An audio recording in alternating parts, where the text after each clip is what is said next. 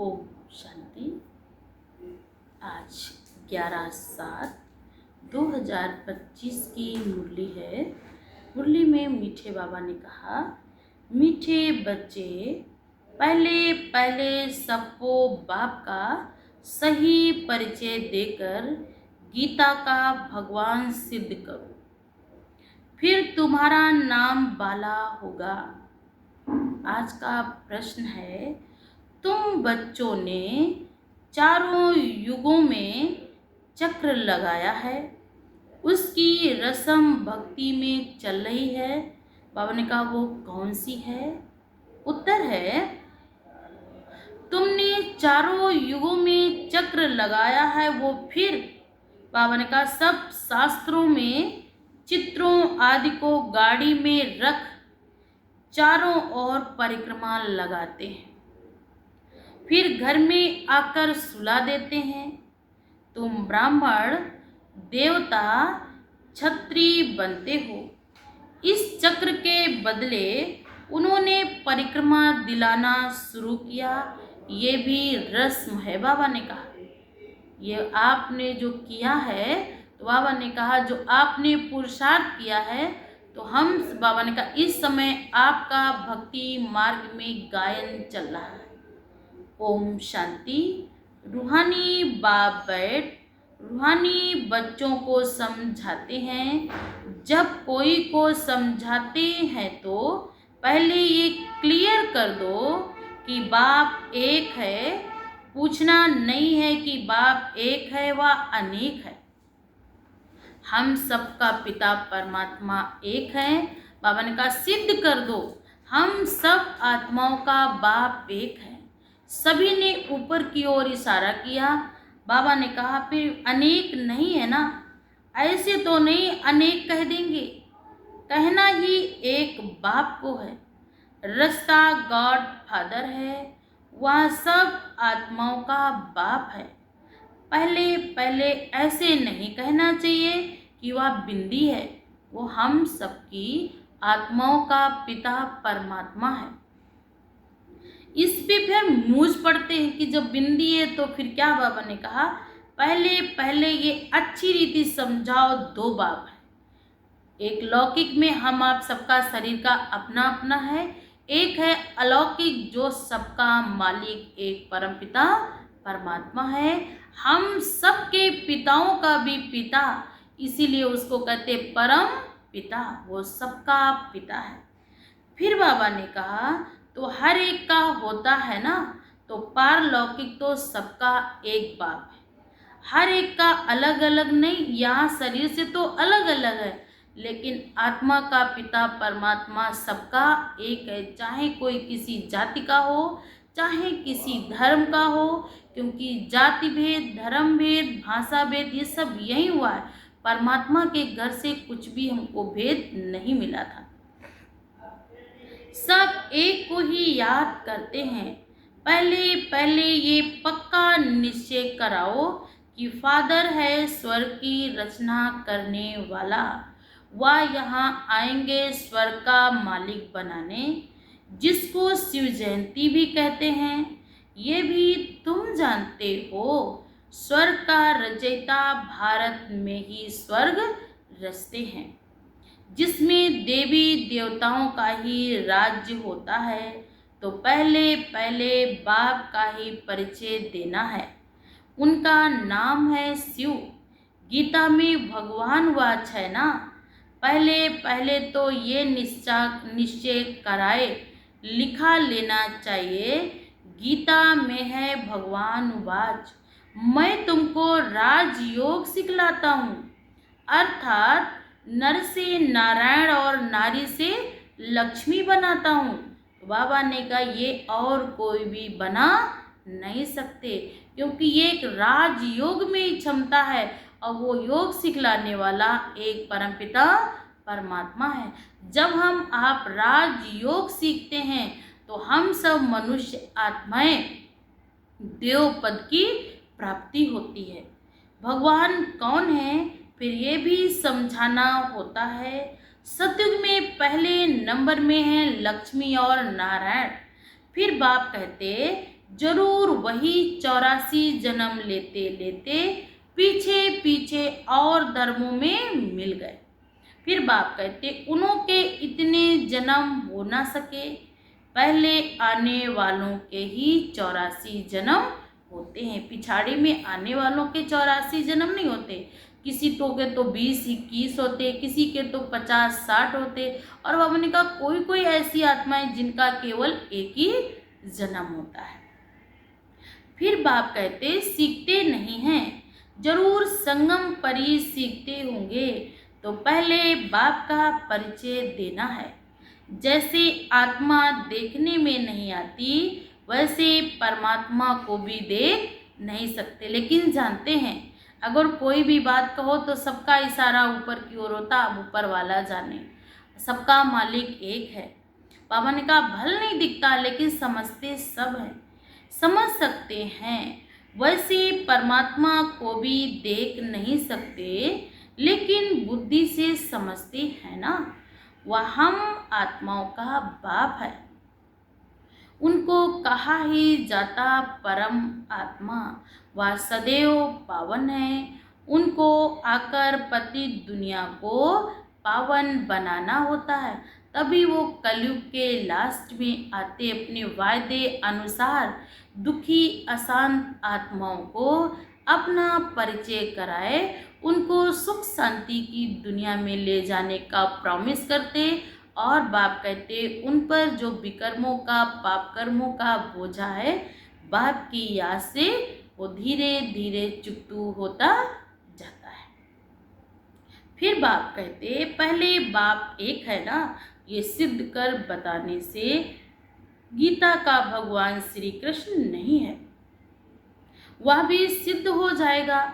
तुम बच्चों को सिद्ध कर बताना है। एक बाप को ही ट्रुथ कहा जाता है, परमात्मा ही सत्य है। संसार में कोई भी चीज ना सत्य है ना स्थिर है। जो आज है वो कल चला जाएगा, क्यों ये शरीर भी ऐसा है, कल ये भी ऐसा नहीं रहेगा। ये नाते रिश्ते मित्र संबंधी जो भी इन आंखों से हम देख रहे हैं, ये सब परिवर्तनशील है। ये प्रकृति भी क्या है, परिवर्तनशील है। तो बाबा ने कहा शास्त्रों में है, ज्ञान में तो इनका कोई वर्णन नहीं है। यहाँ कोई शास्त्र नहीं, बाप आकर शास्त्रों का सार समझाते। पहले पहले तुम बच्चे इस बात पर जीत पाएंगे कि भगवान एक निराकार है, ना कि साकार है। साकार में कोई किसको मानता, कोई किसको मानता, लेकिन ऊपर वाले की ओर सबने इशारा किया। अब है ऊपर वाला ही जाने, सबका मालिक एक है। किसी ने नहीं कहा कि फला है, ये है। तो बाबा ने कहा साकार परमपिता परमात्मा शिव भगवान वाच ज्ञान का सागर बाप हुआ है। श्री कृष्ण तो सबका बाप नहीं ना। श्री कृष्ण तो किसी को मीठे बच्चे भी नहीं कह सकता, और श्री कृष्ण को कोई अपना पिता भी नहीं कह सकता। तो बाप कहते, वह किसी को भी कह नहीं सकता कि दे के सब धर्म छोड़ मामे कम याद करो।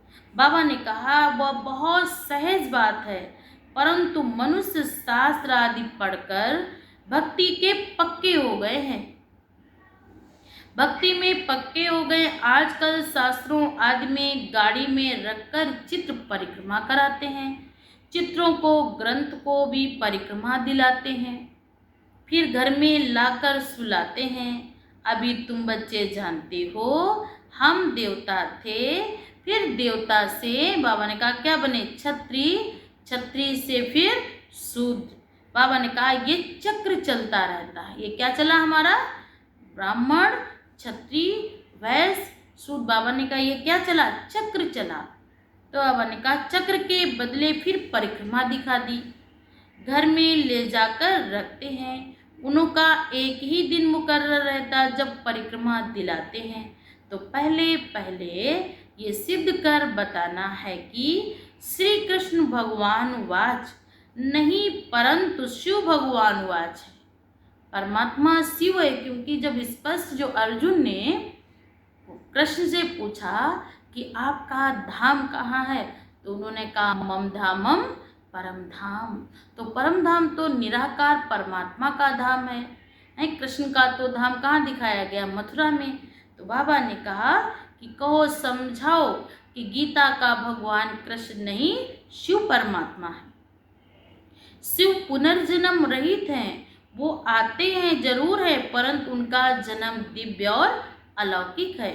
वो भागीरथ तन पर आकर सवार होते हैं, पतितों को आकर पावन बनाते हैं, रचता और रचना के आदि मध्य अंत का राज समझाते हैं, जो नॉलेज और कोई भी नहीं जानते। बाप को आपे ही आकर अपना परिचय देना है। मुख्य बात है ही बाप के परिचय की। वही गीता का भगवान है। ये तुम सिद्ध कर बताएंगे तो तुम्हारा नाम बहुत बाला हो जाएगा। बाबा ने कहा तो ऐसा पर्चा बनाकर उसमें चित्र आदि भी लगाकर फिर एरोप्लेन से गिराना चाहिए। बाबा ने कहा ऐसा पर्चा छपवाओ कि गीता का भगवान कृष्ण नहीं बल्कि शिव परमपिता परमात्मा निराकार है। और फिर बाबा ने कहा उसको एरोप्लेन से नीचे गिराओ। तो बाप मुख्य मुख्य बातें समझाते हैं। तुम्हारी मुख्य एक बात में जीत हुई तो बस तुमने जीत पाई। इसमें तुम्हारा नाम बहुत बाला हुआ, इसमें और कोई खिटखिट नहीं करेंगे। ये बड़ी क्लियर बात है। बाप कहते मैं सर्वव्यापी कैसे हो सकता हूँ? मैं तो आकर बच्चों को नॉलेज देता हूँ। अगर परमात्मा सर्वव्यापी है तो इतने ज़्यादा पाप हो रहे हैं, एक दूसरे की हिंसा हो रही, बलात्कार हो रहे हैं, तो क्या उनका भगवान इतना कमज़ोर है जो इतना सब कुछ सहन कर रहा है? तो बाबा ने कहा कि मैं तो आकर बच्चों को नॉलेज सुनाता हूँ, पुकारते भी हैं आकर मुझे भी पावन बनाओ। रचना और रचना की महिमा अलग है ना। श्री कृष्ण की महिमा अलग है और शिव बाबा की महिमा अलग है। शिव बाबा आकर फिर श्री कृष्ण व श्री नारायण, बाबा ने कहा शिव बाबा आकर फिर श्री कृष्ण व श्री नारायण बनते हैं, 84 जन्मों में आते हैं। उनका शिव बाबा की तो आत्मा नहीं ना, कृष्ण की ही आत्मा क्या बनेगी? नर से नारायण बनेगी। फिर बाबा ने कहा उन्हीं की ही आत्मा 84 के चक्र में आएगी। तुम्हारी बुद्धि में सारी बातें समझाने में, बाबा ने कहा समझाने में हो। बाबा ने कहा मुख्य है ही गीता का भगवान वाच। तो बाप कहते भगवान का मुख चाहिए ना। भगवान तो है ही निराकार, आत्मा मुख बगैर बोले कैसे? तब कहते मैं साधारण तन का आधार लेता हूँ, जो पहले लक्ष्मी नारायण बनते, फिर वही 84 जन्म बाबा ने कहा लेते लेते पिछाड़ी में क्या बने आकर? ब्रह्मा। तो बाबा ने कहा मैं उन्हीं का तन लेता हूँ। श्री कृष्ण के बहुत जन्मों के अंत के जन्म में मैं आता हूँ। विचार सागर मंथन करो कि कैसे किसको समझाऊं। एक ही बात से तुम्हारा नाम बाला हो जाएगा। रास्ता बाप का सबको मालूम पड़ा है। फिर तुम्हारे पास बहुत आएंगे, तुमको बुलाएंगे यहाँ आकर भाषण करो। इसलिए पहले पहले अल्प को सिद्ध कर समझाओ। तो बच्चे तुम जानते हो बाप से हम स्वर्ग का वर्षा ले रहे हैं। फिर बाबा ने कहा 5000 वर्ष के बाद भारत में ही भाग्यशाली रथ पर आते हैं और फिर भी आएंगे। यह है सौभाग्यशाली जिस रथ में भगवान आकर बैठते हैं। कोई कम है क्या? भगवान इनमें बैठ बच्चों को समझाते कि मैं बहुत जन्मों के अंत में आकर इनमें प्रवेश करता हूँ। श्री कृष्ण की आत्मा का रथ है ना। ब्रह्मा का रथ किसका है? वो श्री कृष्ण की ही आत्मा का 84वां जन्म है ना। तो बाबा ने कहा मैं उन्हीं के रथ में आकर अब मैं अपना सृष्टि के सारा राज समझाता हूँ। वह तो खुद श्री कृष्ण भी नहीं जानते। बहुत जन्मों के अंत का जन्म है ना। हर जन्म में फीचर्स, एक्यूपेशन सब बदलता है। पिछले जन्म में पता नहीं हम क्या थे, कैसा मेरा चेहरा था, कौन मेरा परिवार था, क्या मेरा जन्म में था, पता नहीं स्त्री थे या पुरुष थे। तो बाप कहते हर जन्म में एक्यूपेशन और फीचर्स बदलते रहते हैं ना। तो आपको बाप बैठ समझाते बहुत जन्मों के अंत में जिसमें प्रवेश करता हूँ वह फिर श्री कृष्ण बनते हैं। आते ही हैं संगम युग में, हम भी बाप का बनकर बाप से वर्षा लेते हैं। बाप पढ़ाकर फिर साथ ले भी जाते हैं और कोई तकलीफ की बात नहीं है। बाप सिर्फ कहते हैं माँ में कम याद करो, तो ये अच्छी रीत विचार करना चाहिए कि कैसे कैसे लिखें। यही मुख्य मिस्टेक है जिस कारण ही भारत अनराइटियस, इररिलीजियस, इंसॉल्वेंट बना है। बाप फिर आकर राजयोग सिखलाते हैं, भारत को राइटियस और सॉल्वेंट भी बनाते हैं, सारी दुनिया को राइटियस बनाते हैं। उस समय सारे विश्व के मालिक तुम ही हो। कहते हैं ना, wish you long life and prosperity. बाबा आशीर्वाद नहीं देते हैं, सदा जीते रहो। ये साधु लोग कहते हैं अमर रहो। तुम बच्चे समझते हो अमर तो जरूर अमरपुरी में होंगे। यहाँ तो अगर हमने शरीर लिया है तो छोड़ना भी पड़ेगा।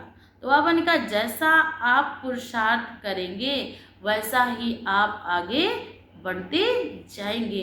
यहाँ पर आशीर्वाद, कृपा, दुआ मांगनी नहीं। आप अच्छे कर्म करते रहेंगे, आपको दुआएं मिलती रहेंगी, आपको श्रेष्ठ जन्म मिलता रहे। बाप समझाते अमर में तो जरूर अमरपुरी में ही होंगे ना। मृत्यु में तो फिर अमर कैसे रहेंगे। अगर शरीर लिया है तो शरीर भी तो छोड़ना होगा ना। बच्चे जब मीटिंग आदि करते तो बाप से राय पूछते हैं। बाबा एडवांस राय देते हैं।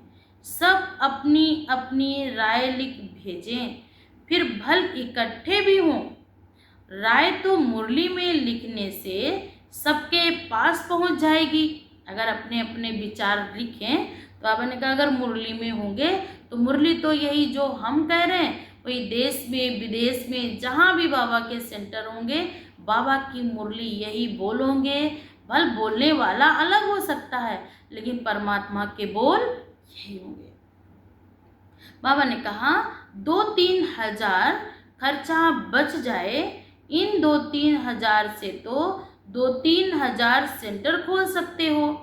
गांव गांव में जाना चाहिए चित्र आदि लेकर। तुम बच्चों का जास्ती इंटरेस्ट सूक्ष्म वतन की बातों में नहीं होना चाहिए कि मुझे भी दर्शन मिले, साक्षात्कार मिले, मैं भी वहाँ का दर्शन। बाबा ने कहा नहीं, बातों में नहीं होना चाहिए। ब्रह्मा, विष्णु, शंकर आदि चित्र है ना, इस पर थोड़ा समझाया जाता है। फिर बाबा ने कहा इन्हों का पार्ट भी बीच में थोड़ा पार्ट है, बस संगम तक का ही पार्ट है। तुम जानते हो मिलते हो, बाकी और कुछ नहीं, इसलिए इसमें जास्ती इंटरेस्ट नहीं। यहाँ आत्मा को बुलाया जाता है, उनको दिखाते हैं, कोई कोई आकर रोते भी हैं। जो बाबा ने भी सूक्ष्म वतन का पाठ किया तो बाबा ने कहा एक बाबा का एक पार्ट ऐसा है जो दिव्य दृष्टि का वरदान है। तो बाबा चाहे तो किसी भी आत्मा के पिछले जन्म को भी बता सकते और अगला जन्म कहाँ होगा वो भी बता सकते। तो बाप कहते जो पीछे जिसने शरीर छोड़ा है, जब उस आत्मा का भोग लगता है तो वो आत्मा जब तन में आती है तो बाबा ने कहा कोई कोई आकर रोते भी हैं, कोई प्रेम से मिलते हैं, जैसे कर्म करते हैं, तो बाबा ने कहा उनको ऐसे घर मिलते हैं जहाँ दुख और अशांति होती तो रोते हैं। जो अच्छे कर्म करके जाते हैं उनको अच्छा घर, अच्छा परिवार, अच्छे माँ बाप, अच्छा सब कुछ मिलता है तो खुश होते कि बाबा बहुत अच्छा घर मिला। ये सब ड्रामा में पार्ट है जिसको चिचेट कही जाए। वो लोग तो ब्राह्मण में कोई की आत्मा को बुलाते हैं, फिर उनको श्राद्ध खिलाते हैं ना तो बुलाते हैं, फिर उनको कपड़ा आदि पहनाएंगे। जब शरीर ही खत्म है तो बाबा ने कहा कपड़ा कौन पहनेंगे, तुम्हारे पास ये रस्म नहीं है। रोने आदि की तो बात भी नहीं है। तो ऊंचे ते ऊंच, बाबा ने कहा ऊंचे ते ऊंच बनना है ना, तो वो कैसे बने, जरूर बीच में संगम युग है। जब पवित्र बनते हैं तब एक बात सिद्ध करेंगे, कहेंगे ये तो बिल्कुल ठीक बात है। भगवान कभी झूठ थोड़े ही बता सकते हैं। फिर बहुतों का प्यार भी होगा, बहुत आएंगे समय पर, बच्चों को पॉइंट्स भी मिलती रहती है ना। पिछाड़ी में क्या क्या होना वो भी देखेंगे, अभी तो नहीं हम लोग समझ रहे हैं। बाबा ने कहा लास्ट में क्या क्या होगा वो भी बाबा ने कहा सूक्ष्म में लीलाएं देखने को मिलेगा। लेकिन सूक्ष्म की लीलाएं वही आत्माएं देख सकती जिनकी एक रस स्थिति आत्मिक भान होगा। घड़ी घड़ी वो देह से न्यारे होने का अभ्यास करेंगी। वही आत्माएं लास्ट में जो सूक्ष्म में लीलाएं होने वाली हैं वो ज्ञान का पाठ वही देखेंगे। तो बाबा ने कहा पहले मौत है उस तरफ, यहाँ तो रक्त की नदियाँ बहनी हैं। भारत में क्या होगा, रक्त की नदियाँ बहेंगी। अन्य देशों में तो क्या होगा, बॉम्ब्स मिसाइलों का ही क्या होगा, वार होगा। वहाँ पर तो मौत ही मौत होगा। पहले पहले धुआं विलायत से निकलेगा, धुआं मतलब चिंगारी शुरुआत। फिर बाबा ने कहा डर भी वहाँ है, कितने बड़े बड़े बॉम्ब्स बनाते हैं, क्या क्या उनमें डालते हैं जो एकदम शहर के शहर ही खलास कर देते। ये भी बताना है किसने स्वर्ग की स्थापना की। हेवनली गॉडफादर जरूर संगम पर ही आते हैं। तुम जानते हो अभी संगम युग है। तुमको मुख्य बात समझाई जाती बाप के याद की, जिससे ही पाप कटेंगे। जब भगवान आया था तो क्या कहा था उसने, गीता में भी यही बात दोहराई है कि माँ में कम याद करो, सिर्फ तुम मुझे याद करो और मध्या जीवो। जब मन मनाभो से मुझे याद करोगे तो मैं तुम्हें मध्या जीवों में भेज दूंगा, सुख की दुनिया में भेज दूंगा। सिर्फ तुमको याद ही तो करना है ना। तो बाबा ने कहा मुक्ति धाम में जाएंगे, फिर पहले से लेकर चक्र रिपीट होगा। डिटिज्म तुम स्टूडेंट की बुद्धि में ये सारी नॉलेज होनी चाहिए।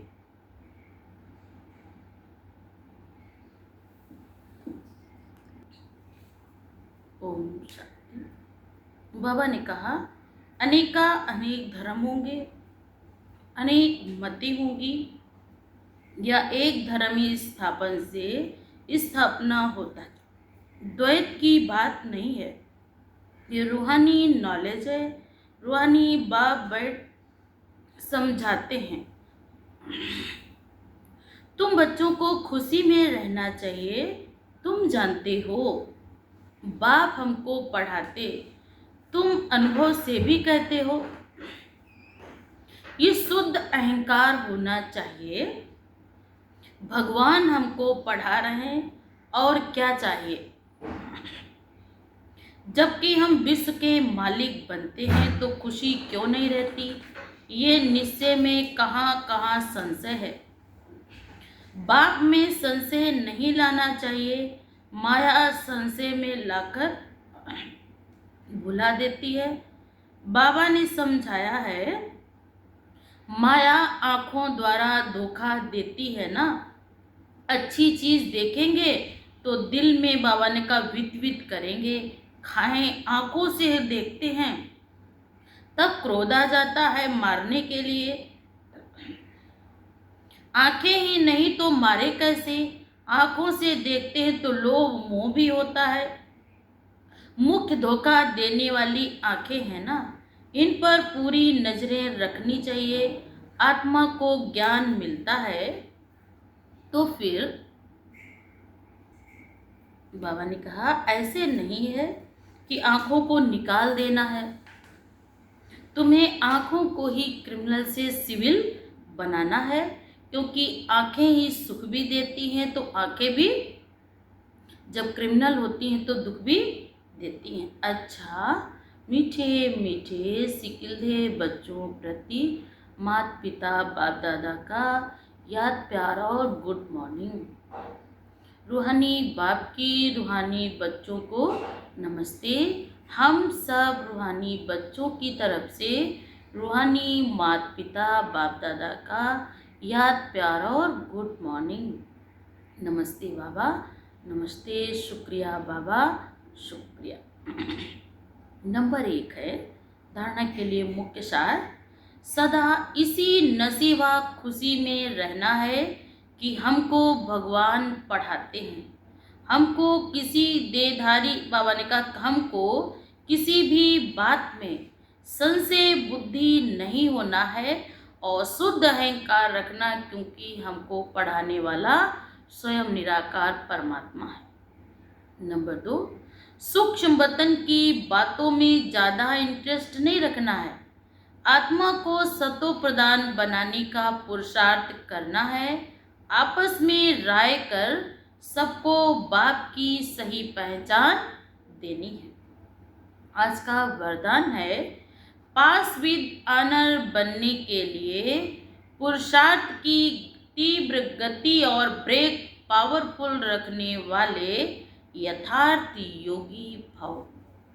आज का भावार्थ है वर्तमान समय के प्रमाण तीव्र पुरुषार्थ की गति तीव्र और ब्रेक पावरफुल चाहिए, क्योंकि इस समय तेजी तो है, लेकिन अगर ब्रेक पावरफुल नहीं होगा तो क्या होगा, कहीं ना कहीं कोई घटना घटेगी। तो बाबा ने कहा अंत में पास विद ऑनर बन सकेंगे जब हमारी बुद्धि रूपी ब्रेक बहुत पावरफुल होगी, क्योंकि समय की परिस्थितियों की बुद्धि में अनेक संकल्प लाने वाली है। क्योंकि परिस्थितियां आएंगी तो बाबा ने कहा कि संकल्प ऐसे भागेंगे तो बात नहीं आएगी कि क्या करूं, क्या सोचूं, क्या बोलूं। एक सेकंड में इतनी तीव्र गति से संकल्पों का वेग होगा। अगर मेरी डिसीजन पावर अच्छी होगी तभी हम उस बात का निर्णय ले पाएंगे, नहीं तो बुद्धि हमारी, क्या बाबा ने कहा, बहुत तेज संकल्पों में जाएगी। क्योंकि अनेक संकल्प ऐसे होंगे, संकल्प विकल्प भी होंगे, उस समय सब संकल्पों से परे एक रस स्थिति होनी है। इस चीज का अभ्यास करना है। बाबा ने कहा जिस समय विस्तार में बिखरी हुई बुद्धि हो उस समय स्टॉप करने की प्रैक्टिस चाहिए। स्टॉप करना और स्टॉप होना, जितना समय चाहे उतना समय बुद्धि को एक संकल्प में स्थित कर लें, ये है यथार्थ योग, ये है पावरफुल ब्रेक। अच्छा स्लोगन है आप ओबेडेंट सर्वेंट हो, इसलिए अलमस्त नहीं हो सकते। सर्वेंट माना सदा सेवा में उपस्थित। तो बाबा ने आज अव्यक्त इशारे संकल्पों की शक्ति जमा कर श्रेष्ठ सेवा के निमित्त बनो। जैसे इंजेक्शन के द्वारा ब्लड में शक्ति भर देते हैं, ऐसे आपका श्रेष्ठ संकल्प इंजेक्शन का काम करेगा। वो भी निर्बल असहाय निर्बल आत्माओं को श्रेष्ठ बल देगा। संकल्प द्वारा शक्ति आ जाए। अभी इस सेवा को बहुतों की ज़रूरत है, क्योंकि उनके संकल्प ही कैसे हैं, निर्बल हैं। तो उनको हम श्रेष्ठ संकल्प इतने पावरफुल ने जो इंजेक्शन का कार्य करे। कैसी भी कमजोरी होती, जब ताकत के इंजेक्शन लगते हैं तो उनको फील होता है कि अब हम ठीक हैं। ऐसी कमजोर संकल्पों वाली आत्माओं में इतने पावरफुल संकल्प देने हैं ताकि वो भी नीरस जीवन में एक आशा की किरण जगे। बाबा ने कहा इतनी शक्ति जमा करो तभी अंत सुहावना और बेहद के कार्य में सहयोगी बन बेहद विश्व के राज्य अधिकारी बनेंगे। अच्छा, ओम शांति।